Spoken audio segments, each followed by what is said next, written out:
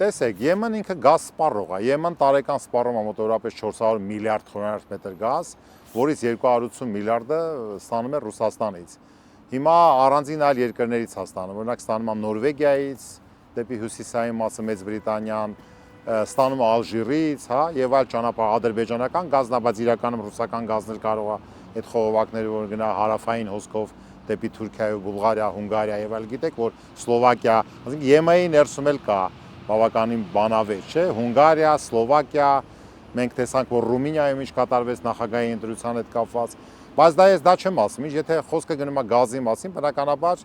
ռուսական գազի այլընտրանքը կամ իրանական գազն է Հայաստանում կամ Ադրբեջանից սոկարից ստացվող գազն է, որը քաղաքական լրջագույն ռիսկ էր ապարունակում,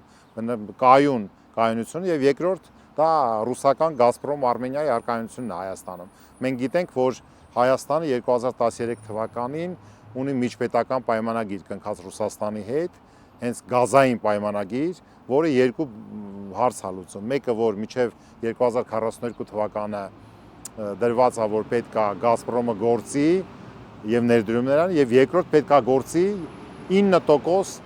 ներքին շահույթի նորմայով։ 9% դա բավականին մեծ շահույթ է։ Դա նշանակում է, որ էներգետիկայի մյուս ճյուղերը կարող են զարգանալ, բայց մեկը սա պետք է 9%-ը ապահովի։ Եվ իրանական գազամուղն էլ Իրանից եկող նաև ռուսական Գազպրոմի բալանսում է։ Սա նշանակում է կամ մենք պետք է գնանք քաղաքական լուծումների, այսինքն այդ միջպետական պայմանագրի ճակատագիրը, կամ էլ ինքը պետք է ստատուս քվոն պահպանի։ Ես կարծում եմ խելամիտը ստատուս քվոն պահպանելն է, չնայած ժամանակին ես նույնիսկ քննադատությամբ եմ հանդես եկել, որտեղ շատ կոշտ